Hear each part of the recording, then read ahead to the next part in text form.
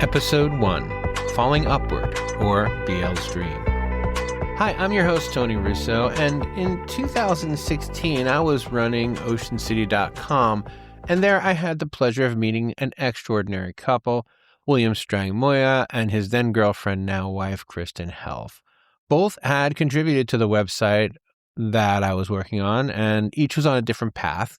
Kristen was a writer and eventually would take over my job when I moved on. William, who goes by BL, and that's what we'll be calling him from now on, is a filmmaker, and he didn't need an excuse to go down to the boardwalk and shoot. So by the fall of 2016, BL was back in Ocean City, and he was working kind of part-time for the Art League, teaching film to kids.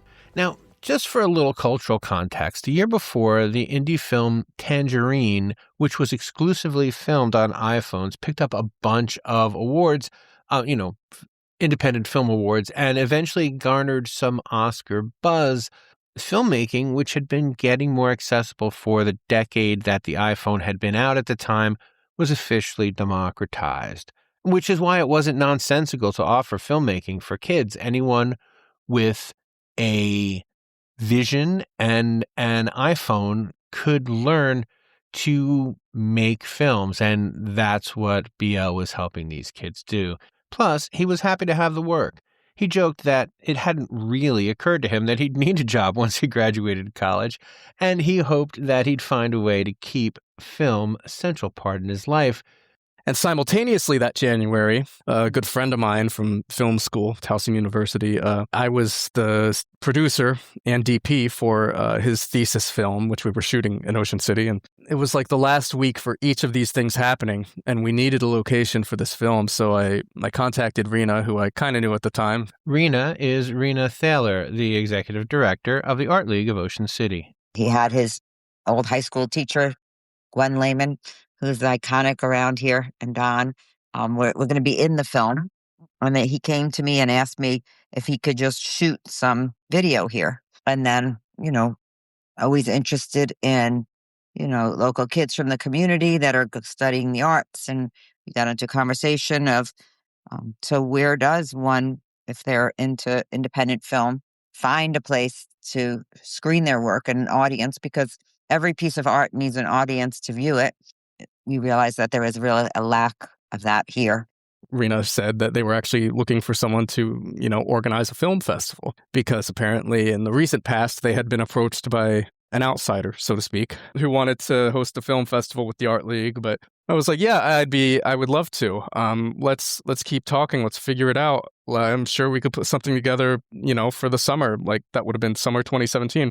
So yeah, we shook hands, said goodbye. I remember getting in my car afterwards, and Kristen, my wife, was waiting in the car for me. And I was like, well, I'm making a film festival. That's like a thing now.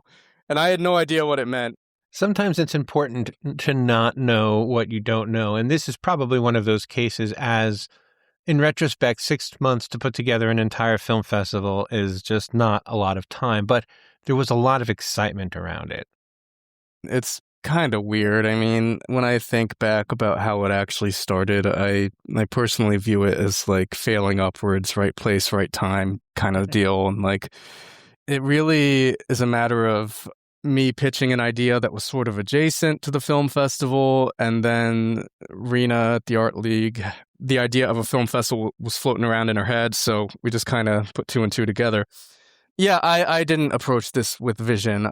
Rena's daughter, Chelsea Thaler, was working in film at the time as well. She's since taken a job as a professor of acting at Duke University, and she saw early on that it was important to be able to have an event like this in Ocean City, and was excited to be part of it. So I think in general, Maryland is a great place to shoot a film. It's way cheaper than doing it in New York or LA, but making space for filmmakers who are from here to bring their work home, to be like in a theater in Ocean City with their family watching their work, that's a very special thing. And then also to give the folks who are just graduating school and are from Ocean City an opportunity to like share their work. We get a lot of student films and people in the area who are interested in submitting their films. And a lot of it is just because the film festival exists. If it didn't exist, they wouldn't be able to see that they could be interested in film. My name is Elaine Bean. I'm marketing and publicity director for the Art League of Ocean City. When I heard about it, I got to tell you, my first reaction was, I don't know, I used to watch old black and white movies on TV, and I remembered the Andy Hardy movies with Mickey Rooney and Judy Garland, when anytime anything they needed, it was like, let's put on a show. And so once the show was on, BL went to find all of the volunteers that he could. He tapped his friends, he tapped classmates, and of course his wife to help pitch in. You've got to remember that they needed to turn this around like almost immediately. And so BL reached out to his friend Ian Postley to put him in charge of the design of the poster. Ian would go on to design every poster for the next 10 years. For like the initial few posters, the creative process was me and BL sort of just chopping it up over Zoom and talking about God knows what, and then eventually remembering like, oh yeah, we're here to talk about a poster. But ever since then, there's more and more responsibilities every single year. So, and more and more people have jumped on the committee.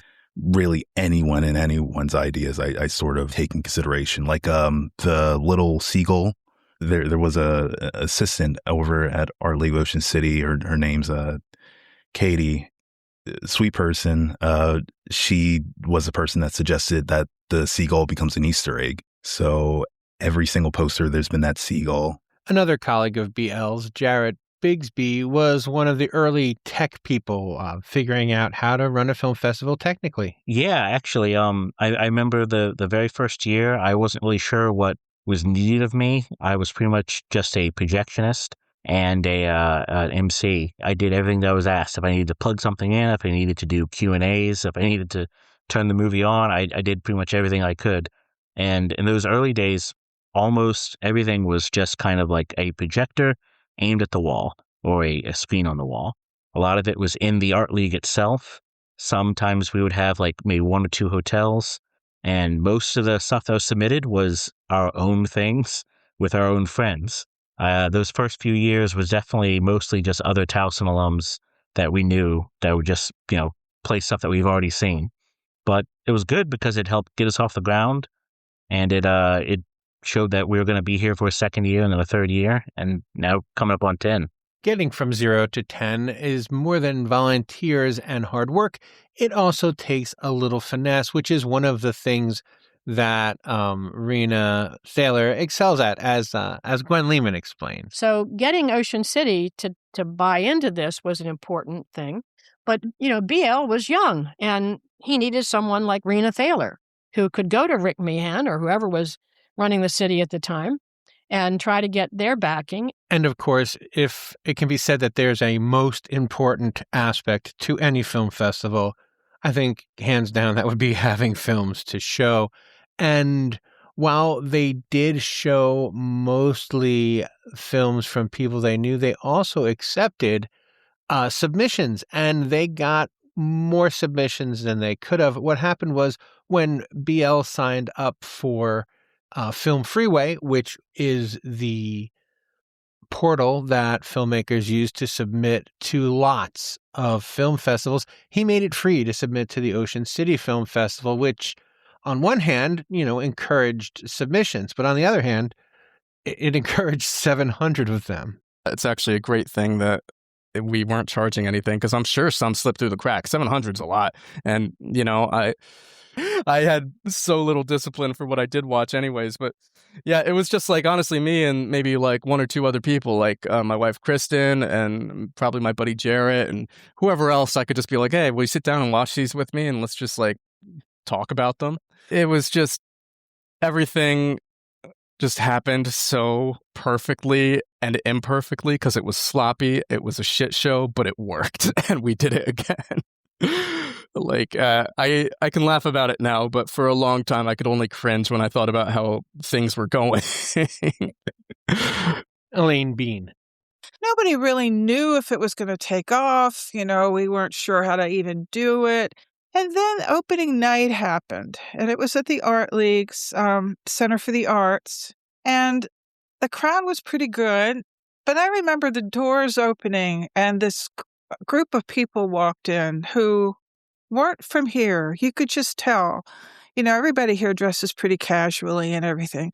Well, these people were beautiful. They were elegant. They were all black and, had high heels on and things like that. And it turned out they had come down from New York City to see the film festival. And, that's when it hit me like this might be a thing that can really last and help the arts and filmmakers and just the town of Ocean City. And here we are 10 years later. So in this year's film festival, there will be films shown at multiple places, at multiple times, and multiple times. So if you miss one, you'll be able to pick up and find it someplace else. But that wasn't always the case, and they learned a bunch of lessons, which we'll go over in the next episode. But in this episode, I want to let BL tell a little bit about the kickoff party, which was held in just one spot. Season 1, I distinctly remember local filmmaker, real estate agent. He even ran for a state delegate at one point, Dan O'Hare. He had just the year before released his first feature film, and he was a big proponent for the festival, and he still helps us out a lot now. So yeah, he gave a speech. But it was at Plim Plaza, which where our first ever opening reception was, which was really cool because it was like a pool bar. It was like the most stereotypical like Ocean City, kickoff you could think of. And so the kickoff was followed by an okay film festival. I think everyone would say one of the things BL talked about was he didn't realize he needed a jury and he didn't realize he needed a schedule. So he joked that not joked, it really happened, but it's funny. He just put all of the shorts in a 3-hour block with no separation between genres or anything. It was just like, hey, look, we got all these movies. Let's just sit down and watch them like we did when we were judging which ones we were going to show. And so it was really a learning process, but there was an appetite for it. People came, and then people said they wanted to come back, which meant that they needed even more backing than just, yeah, okay, we don't care if you hold it. So Rena Thaler went to the tourism department. We think we have something here, but we need your help to really, be able to make this grow and support it. They said, well, we don't really want another event in June, but would you do it in the off season? And we said, well, sure. We're open 7 days a week here at the Arts Center. So we picked the date of March for before the St. Patrick's Parade and after the Hotel Motel show. And that was always our goalposts there. So in the case of the Ocean City Film Festival, especially in its first year, the success was that it wasn't a failure. It didn't just bring people into town, it brought enthusiasm for film both into town and drew it out from the people who were already there. And it was exciting and it was fun and people got a taste for it. And so they set to planning the second year of what would be an ongoing event, something that people today put on their calendars at the beginning of the year, Ocean City in March for the Ocean City Film Festival. And from the beginning, it really always was like BL's dream, but like so many other people like me and my mom kind of hopped on that dream of making a film festival happen. Join us next time for episode 2, Growing Pains, where we talk about some of the logistical and technical difficulties that the Ocean City Film Festival experienced during its growing years right into COVID and beyond. The Ocean City Film Festival, a 10th anniversary retrospective, was written, produced, and edited by me, your host, Tony Russo. Please subscribe wherever you're listening now. Once we end this limited series, we will be posting all of the interviews from all of the filmmakers, and we will continue to interview people who are involved in Eastern Shore filmmaking as part of our regular coverage of the region on Destination Delmarva. If you are not a supporter of Destination Delmarva, you can please subscribe to the newsletter at the very least. Getting our numbers up makes it more appealing for people who might be interested in helping to back us. If you would like to be a paid subscriber, we would really appreciate any donations that you can. And again, follow the link in the show notes to find ways that you can support us either morally, materially, or both. All right. Take care, folks.